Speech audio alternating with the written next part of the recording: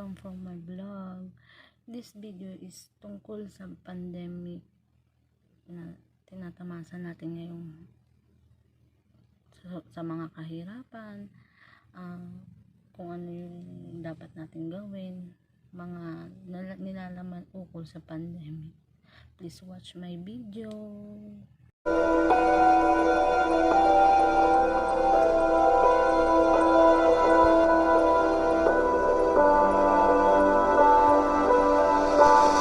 Bago dumating ang pandemya, normal ang naging takbo ng ating mundo. Ang lahat ay nasa kani-kanibang lugar ng ating kinabibilangan. At hanggang sa isang araw, pumungat ang masamang balita. Isa-isang araw.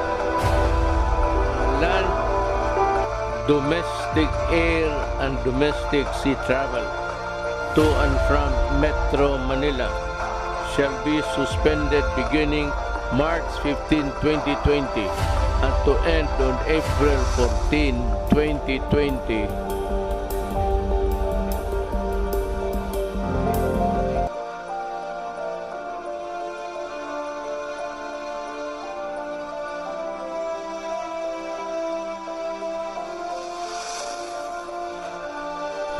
Ang mga pinto ay naging sarado, mga lugar na dapat ay matao at naging paralisado.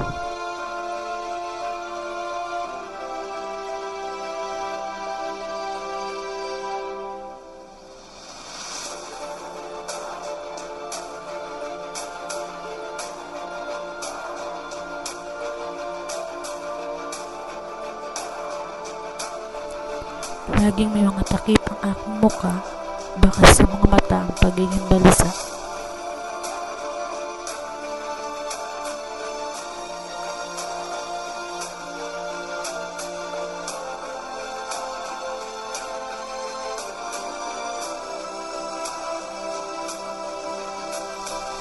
Natutunan kong matuto nang wala sa paaralan.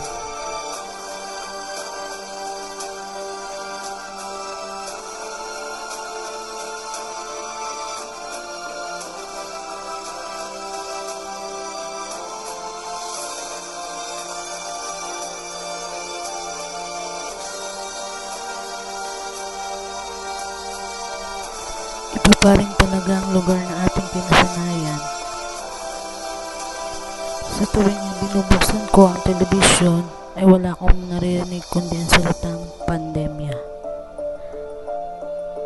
Salitang ngayon ko lang narinig, ngunit ramdam ko agad ang hagupit at hinagpis.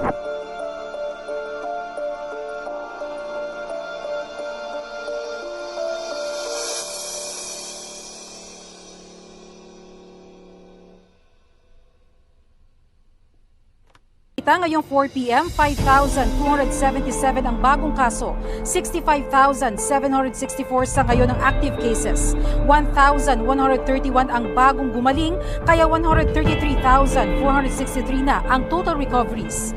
3,137 naman ang total deaths dahil may 99 na bagong talang nasawi.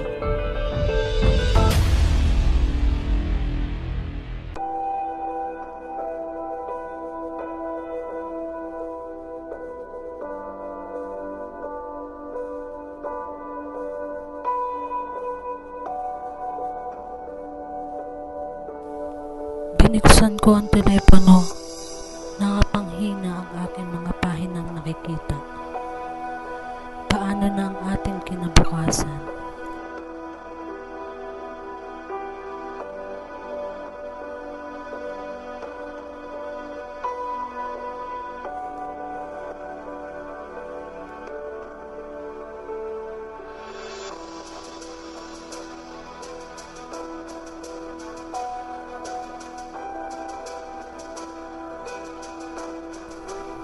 Pinilit kong nilabanan ang aking baling atensyon kung saan-saan.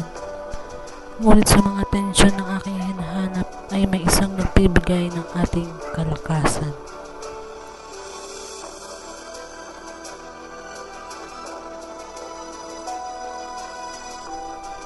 At sa aking paghahanap, natagpuan ko ang lunas at kasagutan. At ito ay ang Biblia.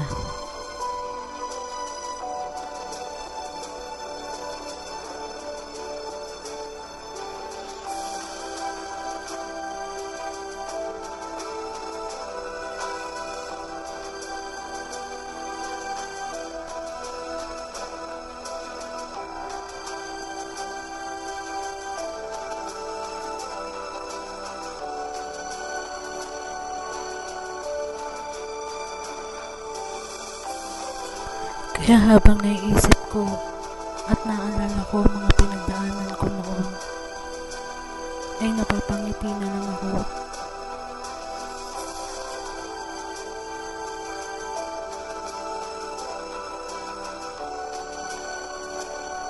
Di ako mapaniwala na malalagpasan ko ang mga iyon. Mabuti na lang nagpakatatag at nanalig ako sa Panginoon.